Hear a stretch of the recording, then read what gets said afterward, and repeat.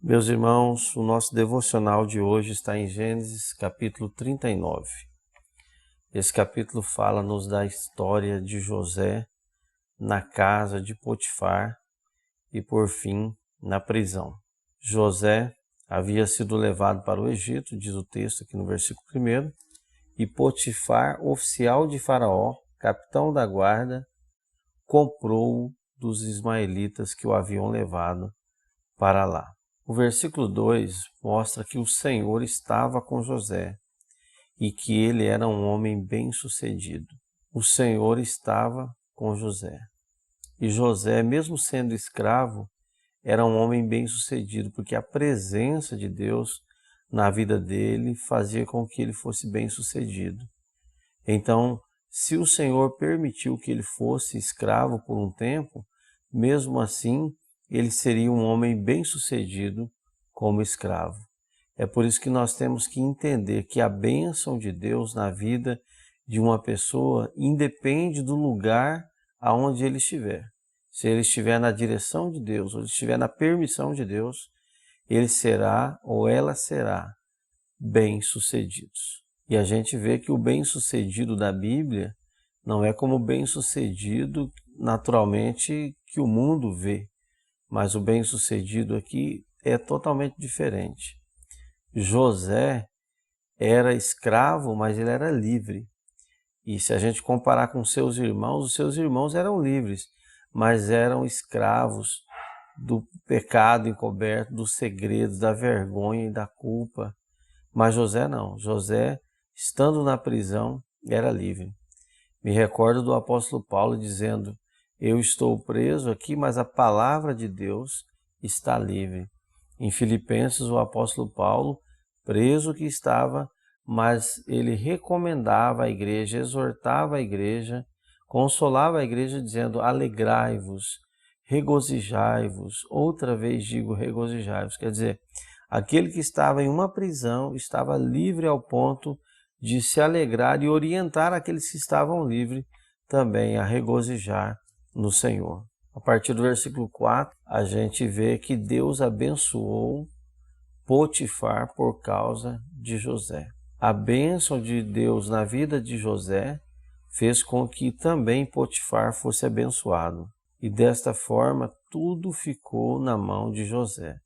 Então José era um escravo, mas tudo estava na sua mão. Agora a gente percebe também que as coisas na vida de José não aconteceram assim da noite para o dia.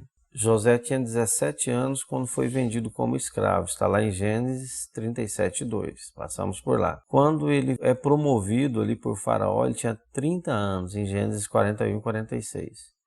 A gente percebe aí, ele ficou 2 anos na prisão.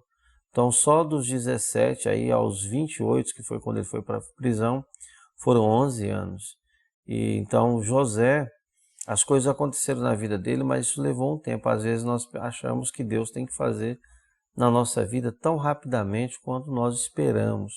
Mas, mais uma vez, o Senhor nos lembra, Isaías 55, versículo 11, que a partir do 11 ali ele mostra que o seu projeto, o seu pensamento, os seus caminhos não são como os nossos, mas pelo contrário, são bem maiores do que o nosso. Então o projeto na vida de José levaria anos, mas valeria a pena ter vivido cada um desses anos para colher os frutos que José colhe depois dentro do projeto, do plano da vontade de Deus para a sua vida. A partir do versículo 7, aí vem o convite da mulher e a resistência de José. A gente percebe que José teve uma firmeza muito grande para rejeitar. Na verdade, na nossa vida, às vezes as coisas se resumem em recusar. Como a Bíblia diz lá em Hebreus capítulo 11, que Moisés, sendo já homem, recusou ser chamado filho da filha de Faraó.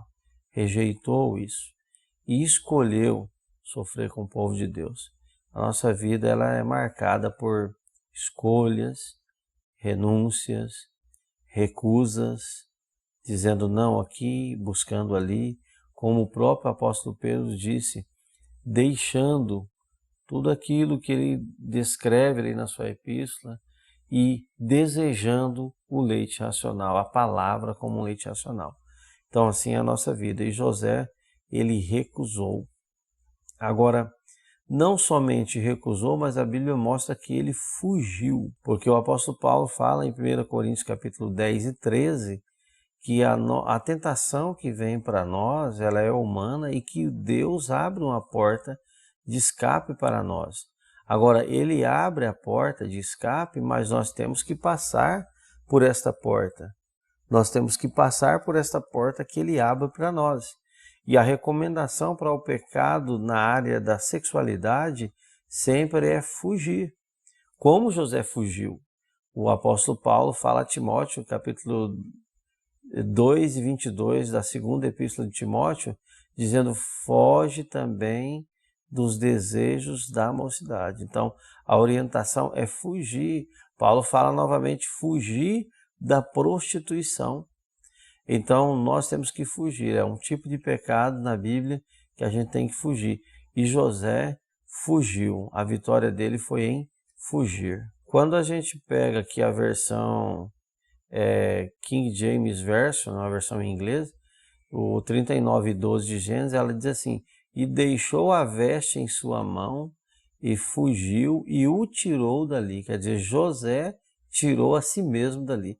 Ninguém mais poderia tirá-lo dali, a não ser ele mesmo. Deus abriu o caminho, como nós falamos aqui, mas ele mesmo teve que tomar a decisão de fugir e passar por esse caminho. E agora José, injustamente, é colocado na prisão.